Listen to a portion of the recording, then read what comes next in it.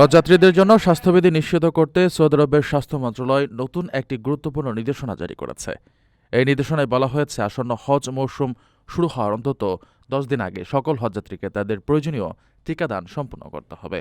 5 মে প্রকাশিত সংবাদ অনুযায়ী নিরাপদ ও সুস্থভাবে হজ পালনের জন্য টিকাদানকে প্রথম প্রতিরোধমূলক ব্যবস্থা হিসেবে বিবেচনা করা হচ্ছে। এটি শুধু রোগ প্রতিরোধ ক্ষমতাই বাড়াবে না, বরং যেকোনো রোগের ঝুঁকি কমাতেও সাহায্য করবে। মন্ত্রণালয়ের সুপারিশকৃত টিকাগুলোর মধ্যে বিশেষভাবে উল্লেখযোগ্য হল মেনিনজাইটিস, কোভিড-19 এবং সিজনাল ইনফ্লুয়েঞ্জা। হজের সময় লাখ লাখ মানুষের সমাগম ঘটে, তাই সংক্রমণ ঠেকাতে এই টিকাগুলো অত্যন্ত গুরুত্বপূর্ণ ভূমিকা পালন করবে। শ্রীহাতি অ্যাপের মাধ্যমে অনলাইনে অ্যাপয়েন্টমেন্ট বুক করে সহজেই প্রাপ্তবয়স্কদের ইমিউনাইজেশন ক্লিনিক থেকে এই টিকাগুলো নেওয়া যাবে।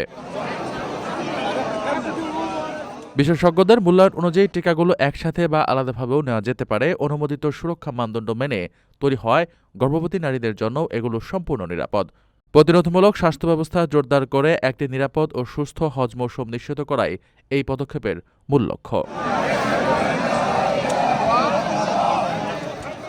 আপনার স্বপ্নগুলো আকাশ ছুবে প্রবাসীর হেলিকপ্টারের মাধ্যমে। বিয়ে, জন্মদিন অথবা যে কোনো বিশেষ প্রয়োজনে হেলিকপ্টার ভাড়া করতে যোগাযোগ করুন স্ক্রিনে দেয়া নাম্বারে। প্রবাসীর হেলিকপ্টার, নিরাপদ ও সাশ্রয়ী বাহনের বিশ্বস্ত নাম।